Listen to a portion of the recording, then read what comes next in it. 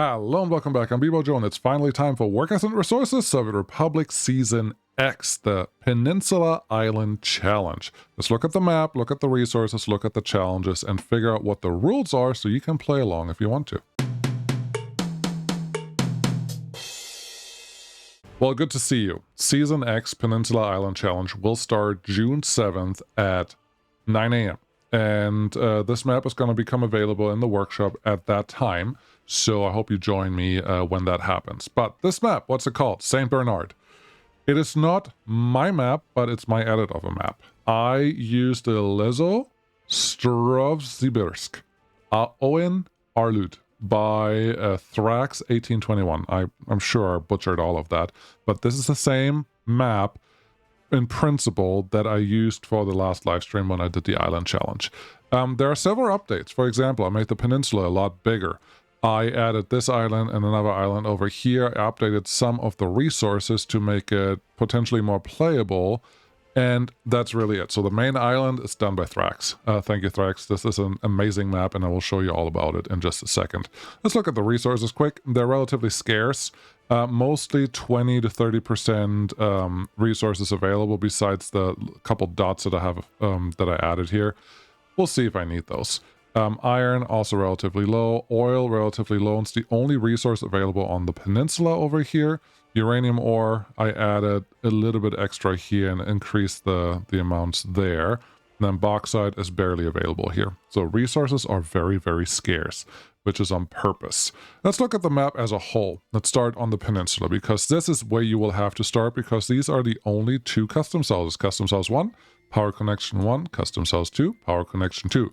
These are medium customs houses. Those are handpicked because the medium customs houses have the better traffic flow of the vanilla customs houses. That's why there's no large one here. I'm highly anticipating to need rail on this peninsula still, so that will have to happen. But yeah, here's the peninsula. Look at it. It's not super mountainous. It's not super flat. It's actually quite pleasant, I think. And we should be able to make something happen here. At least I hope we will. So that's the peninsula. Let's look at the more pretty part of the map. We have this mountain chain that lives in the back, like a backbone of the island, but also the swampy area, just some light mountains over here, and just a lot of buildable space, but everything touches water one way or another, and I think that's pretty cool. So yeah, we can just fly over this because there is a lot of good stuff happening. I already showed you the resources, so you know what we can expect there. What do we think will be the biggest challenge here? Well, we can't talk about that until we talk about the rules. Shall we talk about the rules? Yes, absolutely. There are only 4 rules. Why? I don't like the challenges that have a ton of rules, a ton of restrictions, because every time you have a long list of restrictions, there's a higher likelihood of someone like me deciding, you know what, this rule is kind of stupid. I don't want to play with it, so I'm going to skip it right now. The more rules there are, the more likely it will be that we will ignore it. So there are only 4 rules in this playthrough. Rule number 1, realistic settings. That's the best way to play this game. If you're new to the game, I don't recommend you playing on realistic settings right away, but it is the most fun, most rewarding, most challenging part of this game if you play in realistic settings. So I highly, highly recommend it. Wouldn't go without it. That implies another rule, which is hard money. You can play this with more money, but hard money, we already tested it on the Discord, is possible, very possible to actually get this started. Now you have to understand that this peninsula, this little thing over here, has to be able to support all or most of the expansion on the island, at least in the beginning, until the island has some own industries running. So that is an added challenge. This little peninsula has to be highly effective at making money so our island can actually exist. Okay, rule number 3. I would say I would only want to allow 2 USSR customs houses that are right here and nothing else. So at least in the beginning. You can change the map however you want to do it, but that's a rule. Really simple, right? Because you can also start building a harbor and just start importing, I think, NATO vehicles and export them to the USSR, and then import aluminum, steel, something with ships, and export that to the NATO side, and you can do this indefinitely and make a lot of money. But that's no fun, because then you just import exporting and not having a republic running. But it's up to you. If you want to play that way, that's fine. But for me, that's not what we're going to do. We're not going to trade NATO money for rubles. We're actually going to earn every single penny that we have running here. So there you go. The fourth rule, the most important rule, this one cannot be broken by no means, by nothing. No land connections to the island. There's no tunnel. There's no bridge, there is no gondola, there's nothing. The island has to be surrounded by water and can never be connected to land by any means. That does not mean from island to island we can't have a bridge. We have, where's an island that was close? I think this one up here.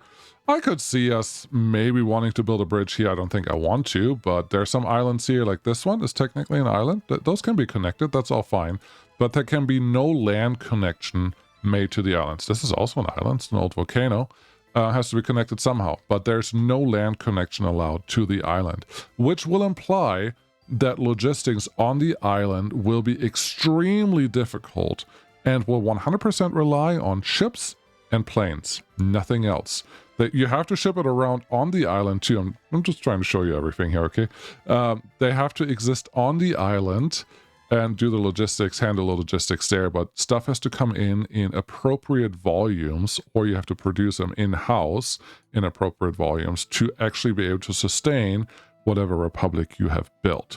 I have built, we have built. So that is the main challenge. Those are the only 4 rules. You can expand this if you want to. You can purchase only used vehicles, or you can only export final products, or there's a bunch of other rules that I'm going to put in the workshop description, but we're not going to use them in the YouTube version because I like the 4 rules, which are really just 2 rules. Realistic settings, no land connections. The rest is already on the map and part of realistic settings. So very simple. I think all the difficulty there will be implied by how things are set up. That's what we're going to play. I don't want to give too much away. I have a plan. I don't know that I'm going to be successful. I think it will be fine, but there's probably the 75% chance of success, which means there's still 25% chance of failure. So nothing is safe for now, and this is going to take a very long time. I'm very excited about one thing in particular. What is the most fun part of this game? It is always the starting phase. When you start the game, that's always the most fun, is because you get to set up a lot of things, you get to organize a lot of things, you get to optimize a lot of things. We get to do this twice. We're going to do it once on the peninsula and once on the island, and then the island just has to expand into a lot of different places. Plus, we potentially have more islands that we have to settle on. This one up here had a little bit of coal, and this one down here has a little bit of iron that we probably want to use sooner or later. Then we have this little island out here that has some uranium sitting on it. That's probably also not a bad idea to get. But yes, there are at least 2 starting phases, which means 2 mid-game phases and 2 end-game phases, which will all be very exciting to get to. And money is the least of our problems, hopefully, if I start this right. Okay, that's the map. That's what we have. St. Bernard, it will be available in the workshop. I will put a link in the description starting on episode, well, this one, but it won't be available right away. It will be available tomorrow. Hope that makes sense. If you have questions or anything else, well, let me know. If you want early access to all the episodes starting June 7th, Patreon and YouTube memberships are your friends, and there will probably already be a handful of episodes available because my schedule requires that. So I hope that's okay with most of you. But this is the map. This is what we're doing. I'm excited, because it's been almost 6 months, and this is exactly what I was looking for. This is the challenge that I wanted, and I think it's the right amount of difficulty for us to have a lot of fun. So, babbled on long enough. See you tomorrow. Episode 1. This was the map and rule introduction, and I will, well, be back. Thanks for watching. Bye-bye.